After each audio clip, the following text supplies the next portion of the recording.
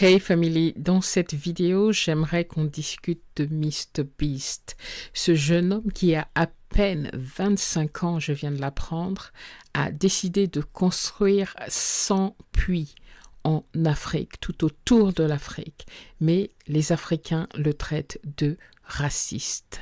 Alors, qu'est-ce que vous en pensez? J'aimerais qu'on en discute dans cette vidéo. Dirigeons nos colères vers les bonnes personnes. On accuse toute personne de couleur blanche à... Ne venez pas mettre la responsabilité sur ce jeune homme de 25 ans. Il est responsable de la manière dont mon pays... Qu'est-ce que ce jeune homme a à voir avec tout ça? Il vient faire ce que nos gouvernements devraient faire. Bonjour famille. Alors dans cette vidéo, j'aimerais explorer avec vous un aspect de la vie de ce jeune homme MrBeast qui est un des plus grands YouTubeurs. Peut-être que beaucoup de francophones ne le connaissent pas, mais il est très connu. Si vous n'avez jamais entendu parler de MrBeast, hello. La raison pour laquelle j'ai décidé de faire cette vidéo, bien que ça n'a rien à voir avec le voyage, mais ça touche à l'Afrique. Ce jeune homme MrBeast, qui en fait de son vrai nom, je viens de découvrir, est Jimmy Donaldson, que ce jeune homme d'à peine 25 ans consacre en fait une partie significative de son temps et de ses revenus pour des œuvres caritatives et notamment en Afrique.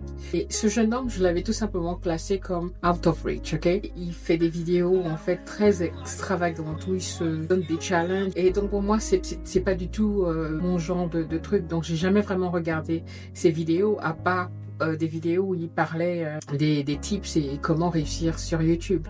Et donc quand je suis tombée sur cette vidéo aujourd'hui, j'ai décidé de regarder la vidéo, parce que c'est une Africaine qui en parlait. Et je me suis dit, waouh, en regardant cette vidéo, honnêtement, ça m'a emmenée aux larmes. Vous allez me dire pourquoi. Je vais vous passer quelques extraits. Water is the one thing we all need to survive. And sadly, these two villages in Cameroon don't have reliable access to it. So we partnered with the charity to dig 2 wells, and I sent Darren and the team over to help. We are building 2 separate wells that will each produce 10,000. Wanted to continue to give water to communities all across Africa. So we built more wells in Uganda, Somalia, and Cameroon. If you want to see more of what we did in Cameroon, there's a whole video about that coming soon on the Philanthropy channel. Spending time in these villages really made me reflect on the importance of building wells, how it brings water to farms to feed the hungry, how it provides clean conditions for hospitals, and most importantly, how it helps the children of this next generation live long, healthy lives and build the future for all of these communities. We await a new dawn of clean drinking water. Water is life. Of 100 wells we're gonna build in this video.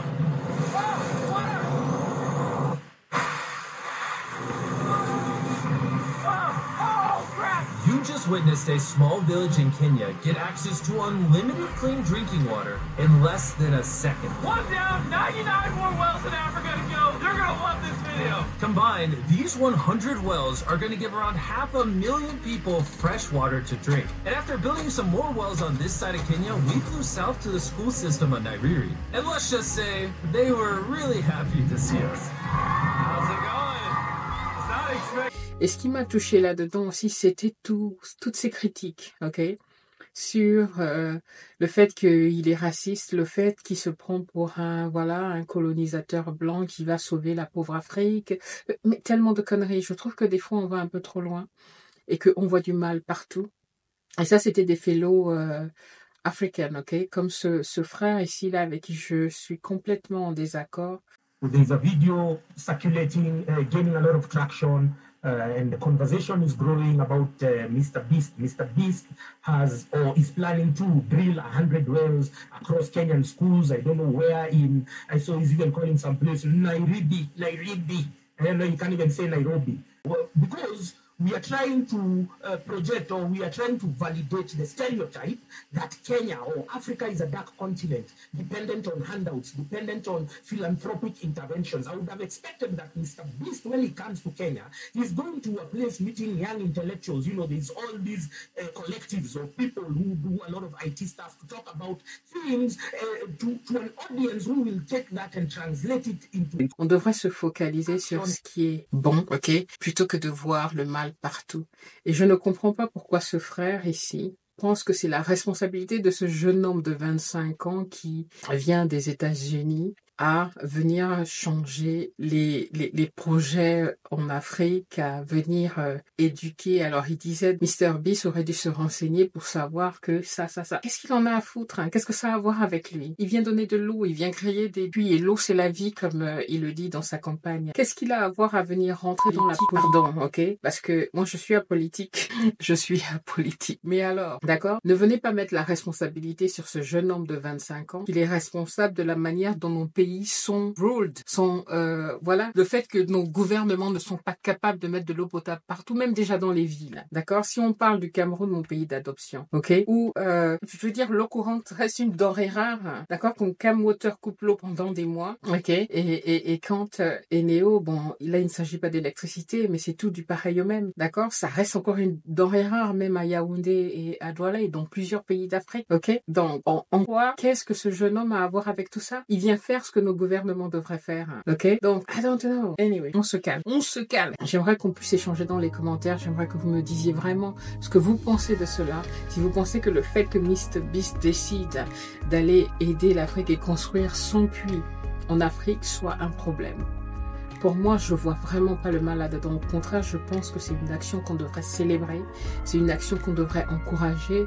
Et moi, je lui dis merci, un grand merci, MrBeast, d'avoir pris cette initiative et d'aller donner de l'eau courante à ces villages en Afrique, d'avoir offert des bikes, des vélos aux enfants, d'avoir rempli des salles de classe de projecteurs. La fondation de MrBeast a pour ambition de rendre le monde meilleur. Mais je trouve ça très beau. Si chacun d'entre nous mettait sa pièce là où c'est important, ok, pour se joindre ensemble pour rendre le monde une meilleure place où vivre, hein, ce serait beaucoup mieux plutôt que de se critiquer et de se tirer dessus pour des conneries. Et je pense qu'à la fin, les gens confondent tout, ok? On confond, ou je sais pas si c'est la dette africaine ou alors si c'est les aides humanitaires de l'ONU et autres qu'on confond, mais ça n'a rien à voir. Ça, c'est un individu qui a décidé de prendre de son temps, de son image, ok? C'est ce que moi j'appelle un influenceur. C'est quelqu'un qui fait quelque chose pour redonner à la population et qui encourage à faire du bien dans le monde. Ok? Quoi de mieux? Quoi de mieux? Mais les gens vont trouver à redire. Les gens trouvent à redire, mais même quand il n'y a rien à dire, plutôt que d'encourager. Je vous invite d'ailleurs à aller voir sa chaîne et décider pour vous-même ou si c'est une chaîne que vous voulez encourager, sachant que tous les fonds seront reversés à des œuvres caritatives telles que celle-ci. Okay. MrBeast n'a pas besoin de l'Afrique pour gagner de l'argent. Il a déjà amassé beaucoup d'argent à son jeune âge, ok? Il a décidé de financer des projets en Afrique. Est-ce qu'on va s'asseoir là, se regarder dans les yeux et réellement dire qu'on n'a pas un problème d'eau en Afrique, hein? Qu'il y a plusieurs villages où des personnes n'ont pas de l'eau courante et vont encore boire de l'eau dans les rivières ou dans les étangs sales, etc. Ok. Est-ce qu'on va vraiment se regarder dans les yeux et dire que ça n'existe pas et que donc quelqu'un vienne pour créer des puits que nous on a été incapable de faire? C'est un problème? Please. Arrêtons de pointer du doigt à tout le monde, d'accord?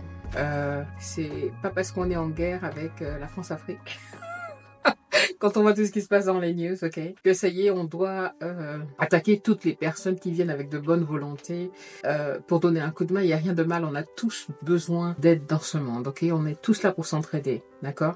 Moi, je pense que plutôt que d'attaquer ce jeune homme, ce serait de l'encourager, d'accord? De l'encourager, de supporter son action et de plutôt diriger cette colère-là, ok? Envers nos dirigeants, d'accord? Envers ceux qui sont responsables de, justement, apporter de l'eau dans les villages, de l'eau potable dans les villages, de nous apporter l'électricité, etc. Dirigeons nos colères, ok? Vers les bonnes personnes, d'accord? Pas vers les personnes qui viennent en allier pour nous donner un coup de main réellement, sans qu'on brandit la pancarte de racisme et de colonisateurs blancs, etc. Faut arrêter, d'accord?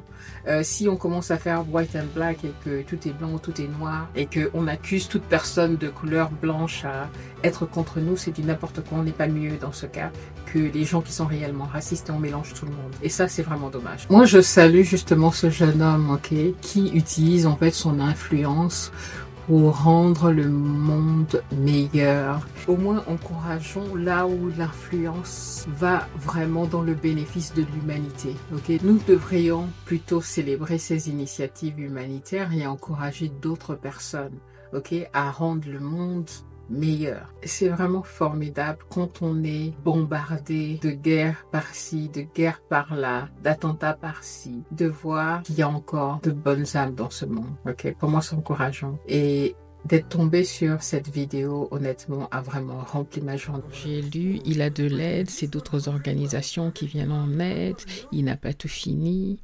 Mais je me dis, c'est son brand, c'est son image qui permet ça. Et puis, il vaut mieux ne rien faire plutôt que d'avoir un début de solution, surtout que ça ne vient pas de nos propres dirigeants.